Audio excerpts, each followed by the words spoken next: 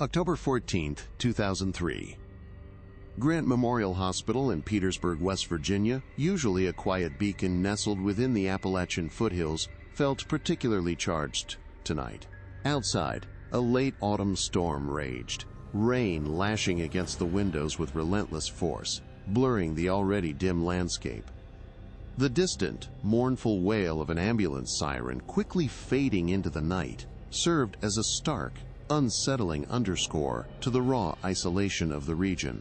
Inside, the omnipresent, sterile scent of antiseptic fought a losing battle against the damp chill that seeped into every corner. Fluorescent lights hummed a monotonous tune, casting a stark, unforgiving glow on the polished linoleum floors. Dr. Evelyn Reed, barely 2 months into her new pediatric role after transferring from the bustling medical centers of Charleston, adjusted her glasses, a nascent unease stirring within her. The subtle tremor in the hospital's aged infrastructure seemed to mirror an unspoken tension hanging heavy in the air. Her gaze was drawn to room 3B.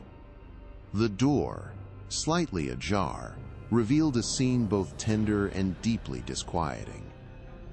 Sarah Vance, barely out of her teens, sat hunched on the hospital bed, her face pale and etched with a fear that went beyond typical new mother jitters. In her arms, swaddled tightly, lay a tiny infant, Lily. The baby seemed almost too small, her delicate features hinting at a fragility that worried Evelyn. The medical charts confirmed it, underweight, with subtle but concerning genetic markers that immediately flagged in Evelyn's experienced mind. An unsettling silence emanated from the room, punctuated only by the distant, muffled cries from the maternity ward, making the quiet in room 3B feel profoundly unnatural. The anomaly wasn't just Lily's condition, it was the atmosphere itself. Hushed whispers followed the Vance family through the hospital halls, from nurses who'd seen them before, their glances carrying a weight of shared, unspoken history. Eli Vance, Sarah's imposing grandfather, had been a constant, unyielding presence, his eyes holding a territorial glint that made Evelyn's skin crawl. This wasn't just a routine birth in a rural hospital. It was the quiet, almost imperceptible eruption of a devastating secret, one that had festered for generations in the secluded, unforgiving Appalachian hills. How could something so profoundly wrong have remained hidden for so long, shielded by silence and the very land itself? Dr. Evelyn Reed, her unease solidified into professional concern, wasted no time. Following hospital protocol, she initiated a Child Protective Services referral, detailing Lily's concerning genetic markers, Sarah's extreme timidity, and Eli Vance's overbearing presence. The call connected her with Eleanor "Ellie" Green, a seasoned CPS caseworker in her mid-40s, whose voice carried the quiet resolve of someone intimately familiar with the region's hidden struggles. Ellie, based out of the regional office, had seen countless cases born from the shadows of Appalachian isolation. She listened intently, the subtle nuances in Dr. Reed's description of the Vance family raising immediate red flags that went beyond typical medical concerns. This wasn't just a fragile infant. It was a potential crisis brewing in a community known for its fiercely guarded secrets. The initial report was stark, painting a picture of vulnerability and unspoken fear.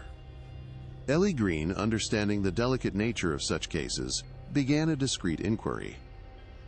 Her first stop was not a formal interview, but a drive through the remote, winding roads leading to Blackwood Hollow.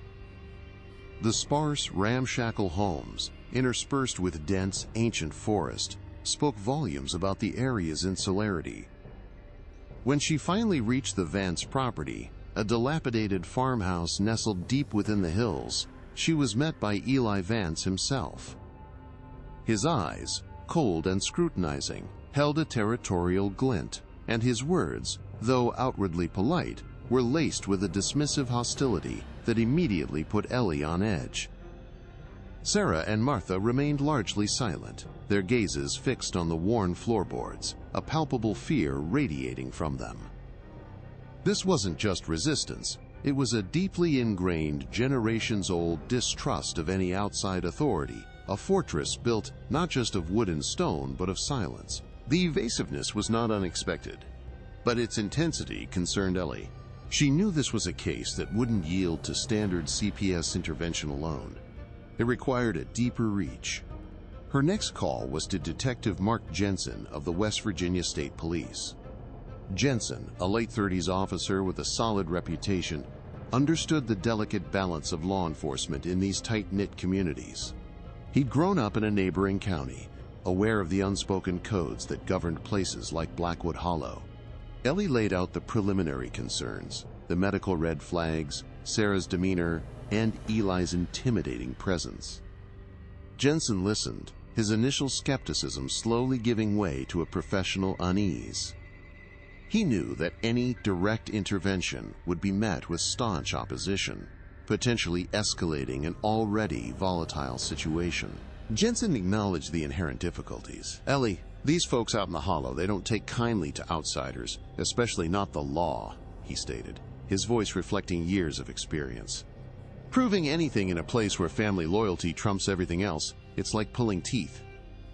The conversation shifted to the legal framework, West Virginia Code, Section the 12th of August 61, defining incest as a felony and the complexities of proving it without direct testimony or irrefutable evidence. They discussed the challenges of securing search warrants or obtaining DNA samples from individuals who viewed any such request as a profound invasion of their civil liberties. The deeply ingrained cultural context of self-sufficiency and a fierce aversion to government interference presented a formidable barrier, highlighting the systemic vulnerabilities in America's most forgotten corners. The inherent limitations of a localized inquiry quickly became apparent to Detective Jensen and Ellie Green. The Vance family's insularity was a fortress, not just of physical remoteness, but of deeply ingrained distrust. Recognizing the need for a more comprehensive approach, Jensen initiated contact with specialized units within the West Virginia State Police, seeking access to forensic resources and national databases typically reserved for more complex cases. He understood that breaking through generations of silence required more than standard interviews. It demanded a meticulous, almost archaeological excavation of public records and a scientific validation of Dr. Reed's medical observations. The initial skepticism he'd felt was now replaced by a growing conviction that this wasn't merely a domestic dispute, but something far more sinister, demanding a coordinated, multi-agency response. Their initial attempts to glean information from Blackwood Hollow's sparse community were met with the expected wall of silence. Neighbors, often distant relatives or long-standing acquaintances, offered polite but empty pleasantries, their eyes betraying a deep-seated fear or an unspoken code of loyalty. Ellie and Jensen, working separately to avoid overwhelming the residents, heard vague, unsettling whispers about the Vance Way, a colloquialism that hinted at Eli's unchallenged authority and the family's peculiar customs. These cryptic allusions, rarely detailed or directly attributed, painted a picture of a patriarch whose influence extended far beyond his property lines, cementing the belief that the truth was buried deep within the hollow, shielded by generations of complicity. While Ellie continued to navigate the treacherous social landscape, Jensen's team began the painstaking process of sifting through official records. State and national databases were scoured for any prior incidents involving Eli Vance or other family members. Old police reports, property disputes, even minor infractions that might reveal a pattern of behavior or a history of violence. Public records, including land deeds and census data, were examined to map the Vance family's lineage and their long-standing presence in Blackwood Hollow, searching for any anomalies or forgotten connections. This foundational work, though slow and often unyielding, was crucial for constructing a timeline and understanding the depth of the family's isolation and Eli's entrenched control within the community. The medical red flags raised by Dr. Reed concerning Lily's genetic markers remained a critical piece of the puzzle. Ellie understood that while the whispers and evasions pointed to a social pathology, definitive proof required scientific validation. The next logical, albeit legally challenging step was to secure DNA samples. This forensic evidence would either confirm or refute the suspected consanguinity between Lily and the Vance family, specifically Eli. The legal framework surrounding such a request was delicate. Without probable cause strong enough for a warrant, any attempt to obtain samples would be met with fierce resistance, potentially alerting Eli and jeopardizing the entire investigation. As the fragmented pieces of information began to coalesce, a disturbing pattern emerged. The hushed tones of the community, the family's extreme isolation, and the unsettling medical data from Lily's birth weren't isolated incidents. They pointed to a systemic, generations-deep issue that had festered unchecked in the remote corners of West Virginia. Jensen and Ellie began to realize they weren't just investigating a single case of potential child abuse. They were slowly uncovering a deeply entrenched familial horror, a testament to the devastating consequences when isolation and unchecked patriarchal power combine, hidden from the scrutiny of the outside world for far too long. The initial push for a search warrant to obtain DNA samples from Eli Vance hit a formidable roadblock. Detective Jensen and Ellie Green presented their accumulated findings to the county prosecutor's office, detailing Dr. Reed's medical observations concerning Lily, Sarah's unsettling timidity, and Eli's overt intimidation tactics. They included the vague but persistent whispers from Blackwood Hollow residents, painting a picture of generations-deep control. However, without a direct accusation, a visible injury, or a definitive witness willing to testify, their evidence was largely circumstantial. The legal team acknowledged the disturbing nature of the suspicions, but emphasized the stringent requirements for a warrant that would compel a DNA sample, a significant intrusion into personal liberty. The prosecutor advised caution, wary of a premature move that could alienate the community further and make future cooperation impossible. Their formal request for a judicial order to compel DNA testing from Eli Vance was subsequently brought before a local magistrate. The judge, a seasoned jurist familiar with the deeply guarded independence of Appalachian communities, listened intently but remained unconvinced that the current evidence met the high bar for probable cause. He cited the lack of any direct, verifiable testimony from a victim or eyewitness, and the inherent difficulty of proving consanguinity solely based on genetic markers, without a clear paternal link already established through other means. The magistrate expressed concern that granting such a broad warrant, based primarily on suspicion, could be seen as an overreach of authority, potentially inciting fierce resistance from the Vance family and deepening the community's distrust of outside intervention. The request was, for the time being, denied, a significant setback that echoed the deep-seated challenges inherent in this investigation. The denial was a sobering moment for both Jensen and Green. It underscored the stark reality that while their instincts screamed foul play, the legal system demanded concrete proof, not just compelling suspicion. The wall of silence they had encountered in Blackwood Hollow was now reinforced by the judiciary, forcing a strategic reassessment. They understood that any further attempts to confront Eli directly, especially without a legal mandate, would likely be met with absolute defiance, potentially driving Sarah and Martha further into his protective, yet abusive, shadow. The path forward became clear. They needed to unearth irrefutable evidence, something that transcended whispers and medical conjecture, something that would leave no room for doubt. A tangible link that could legally justify the profound intrusion of a DNA warrant and finally crack open the Vance family's tightly held secrets. Detective Jensen's team, undeterred by the judicial setback, intensified their deep dive into public records, broadening their scope beyond just criminal history. Property deeds, old-school enrollment forms, and even long-forgotten tax documents from the early 1980s were meticulously cross-referenced.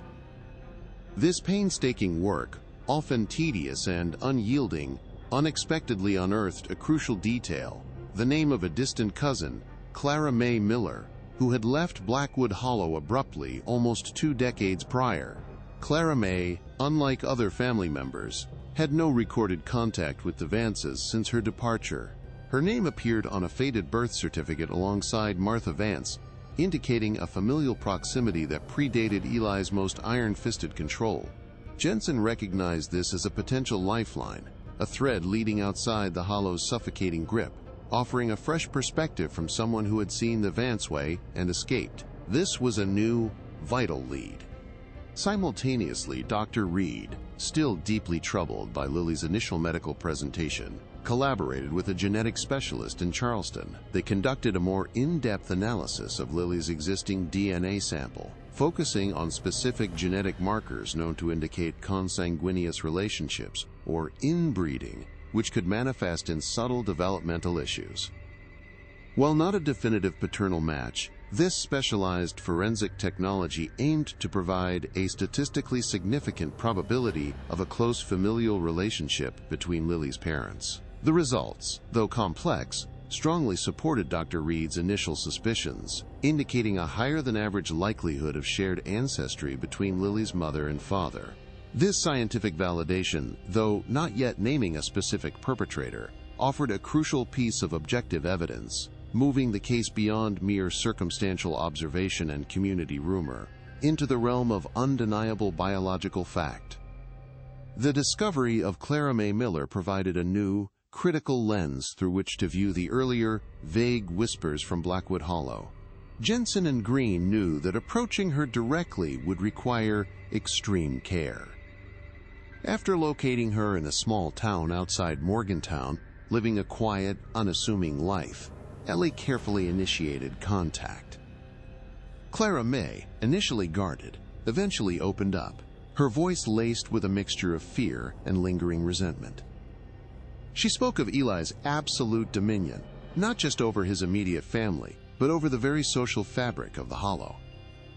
She recounted witnessing disturbing behaviors and knowing of things that happened, though she never explicitly detailed direct abuse.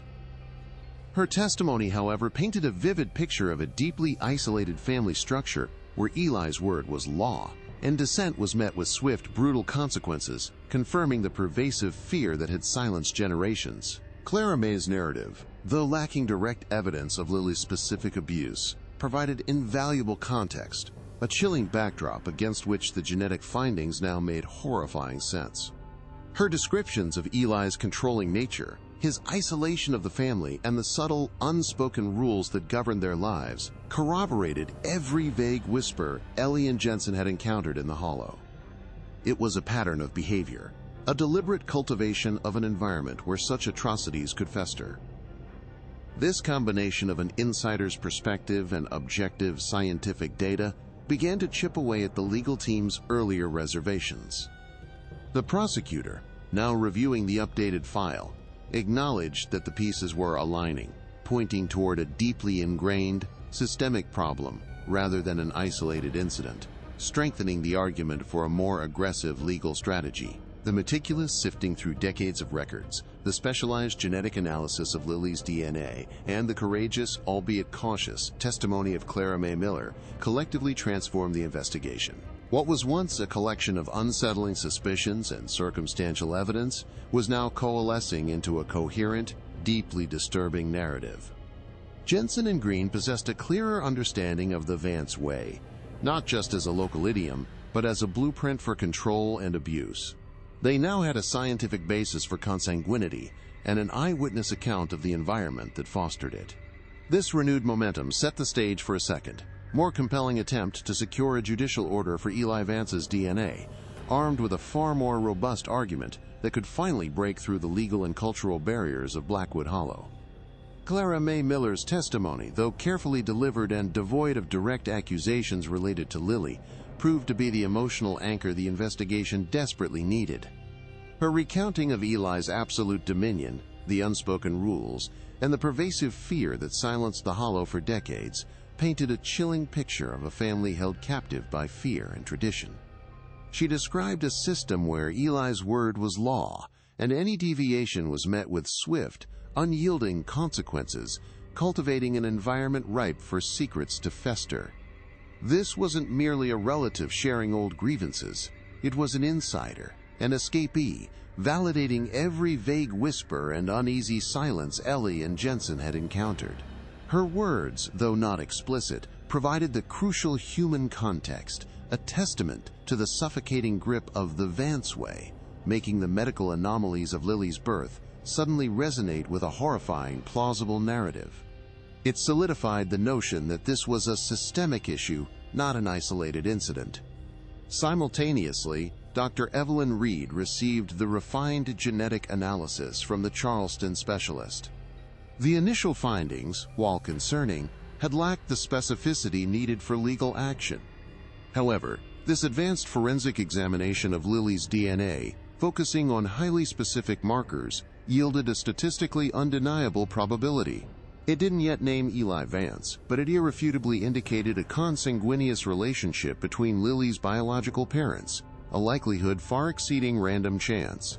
This was the scientific validation Ellie and Jensen had been striving for, moving the suspicions from anecdotal and circumstantial to the realm of objective biological fact. It was a cold, hard truth, laid bare by science, that the child was indeed a product of a close familial relationship, echoing Dr. Reed's earliest, most disturbing intuitions and providing a concrete, irrefutable piece of the puzzle that could no longer be dismissed as rural eccentricity. The convergence of Clara May's harrowing personal account and the irrefutable scientific data from Lily's genetic analysis created the critical mass of evidence required to finally breach the legal barrier. The prosecutor, who had previously advised caution, now reviewed the updated file with a starkly different perspective. What had once been a collection of disturbing but legally insufficient suspicions was now a cohesive, deeply unsettling narrative, supported by both human testimony and scientific fact. This wasn't just about a fragile infant anymore. It was about a generation's deep pattern of abuse, meticulously hidden and now scientifically confirmed. This powerful combination provided the compelling probable cause needed, transforming the investigation from a frustrating stalemate into a renewed, legally viable path forward. The stage was finally set for a second, more assertive attempt to secure the judicial order for Eli Vance's DNA, an order that would be far more difficult to deny. The combined weight of Clara May Miller's harrowing testimony and Dr. Reed's refined genetic analysis proved undeniable. This time, when Detective Jensen and Ellie Green returned to the county prosecutor's office, the atmosphere was markedly different. The legal team, once cautious, now saw a clear path forward, acknowledging the irrefutable evidence. The magistrate, presented with a meticulously constructed narrative of generational abuse, corroborated by both an insider's courageous account and objective biological fact, had no grounds for denial. The judicial order compelling Eli Vance to provide a DNA sample was swiftly granted. This legal victory, though long fought, was merely the first step in a confrontation they knew would be fraught with peril, a direct challenge to Eli's deeply entrenched dominion over Blackwood Hollow. The legal system had finally armed them with the necessary tool to cut through decades of silence. Executing the warrant for Eli Vance's DNA was no ordinary procedure. Jensen knew that a direct, unannounced approach would be met with fierce resistance, potentially turning volatile. He coordinated with the West Virginia State Police's Special Response Team, SRT, a tactical unit trained for high-risk situations in remote, challenging terrains. Their intelligence indicated Eli possessed multiple firearms and had a documented history of aggressively defending his property against perceived intrusions. This wasn't merely a legal formality. It was a calculated tactical operation into hostile territory. The plan involved a pre-dawn deployment, aiming for surprise and minimizing potential harm to Sarah, Martha, and most importantly, Lily, who remained under observation at Grant Memorial. The air crackled with anticipation, a heavy sense of impending confrontation hanging over the assembled team. As the first rays of a cold October dawn pierced through the Appalachian canopy, a convoy of unmarked state police vehicles, led by Jensen, snaked its way into Blackwood Hollow. The usual quiet of the isolated community was replaced by the low growl of engines, an alien sound echoing through the dense woods. Residents, roused by the unusual activity, emerged silently from their ramshackle homes, their faces a mixture of curiosity, fear, and knowing resignation. Whispers of the law spread quickly, but no one dared approach, their gazes fixed on the approaching vehicles with a deep-seated distrust. The narrow, winding dirt road, usually deserted, now felt like a gauntlet, each turn bringing them closer to the heart of Eli Vance's domain.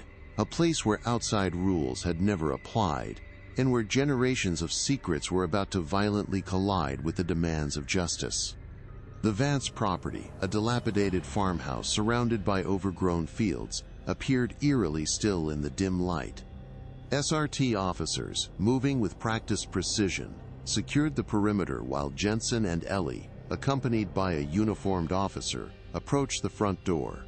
Before they could knock, the heavy wooden door creaked open, revealing Eli Vance, his eyes, usually cold, now burning with a furious, defiant intensity.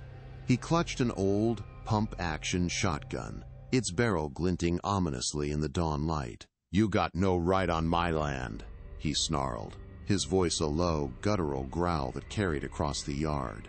The standoff was instantaneous, the air thick with palpable tension as Eli's deep-seated distrust of authority escalated into outright, armed resistance, turning a legal procedure into a dangerous, unpredictable confrontation on his own terms.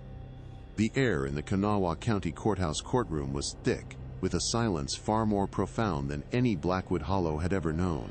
Months had passed since Eli Vance's arrest, a period filled with legal wrangling and intensive therapy for Sarah, preparing her for this singular, terrifying moment. Judge Thompson presided, his gavel a silent promise of order in a room packed with journalists, legal teams, and a handful of curious locals, some of whom recognized Eli from vague, distant family ties. Sarah Vance, her face pale, but her gaze now holding a flicker of newfound strength, was called to the stand. Dressed in simple, unassuming clothes, she seemed almost too fragile for the colossal weight of truth she was about to bear. Yet a quiet, fierce resolve emanated from her, a stark contrast to the timid girl Dr. Reed had first met. With a deep, shaky breath, Sarah began to speak, her voice barely a whisper at first, then growing in strength, each word a chisel chipping away at the fortress of lies Eli had built. She recounted years of unspeakable abuse, the chilling normalcy of it in Blackwood Hollow, the pervasive fear that had held her and Martha captive within Eli's twisted domain. She spoke of the isolation, the constant manipulation, and the desperate, silent plea for a life she never knew, for a mother and a childhood that were stolen. Her words, raw and unvarnished, painted a vivid, horrifying picture for the jury, stripping away the patriarch's carefully constructed facade of a simple, misunderstood mountain man. The court hung on every syllable, the collective gasp audible as she detailed the depths of Eli's depravity, laying bare a generational horror that had festered in the shadows. Across the courtroom, Eli Vance, once the unchallengeable sovereign of Blackwood Hollow, sat stone-faced at the defense table. His eyes, initially flickering with a predatory rage as Sarah spoke, quickly settled into a cold, defiant stare. He showed no remorse, no flicker of human emotion, only a chilling sense of unrepentant entitlement, a silent testament to his twisted belief in his own absolute authority. Sarah's testimony, delivered with an unimaginable courage, was more than just evidence. It was a profound act of liberation, not just for herself and Lily, but for the silenced generations that preceded her. It shattered the unspoken code, the deeply ingrained fear that had protected him for decades. In that moment, the chains of Blackwood Hollow began to unravel, not with a violent crack, but with the quiet, devastating power of a young woman finally reclaiming her voice, demanding justice for the unspeakable. Eli Vance was ultimately convicted on all counts, his reign of terror over Blackwood Hollow brought to an end by the unwavering courage of Sarah Vance and the meticulous work of Detective Jensen and Ellie Green. The jury, visibly moved by Sarah's harrowing testimony and the irrefutable DNA evidence, delivered a swift verdict. Eli received multiple life sentences without the possibility of parole, ensuring he would spend his remaining days behind bars, never again to wield his twisted authority. Sarah and Lily, under the protection of a state-sponsored program, were relocated to a new identity, a new life far from the suffocating grip of the Hollow.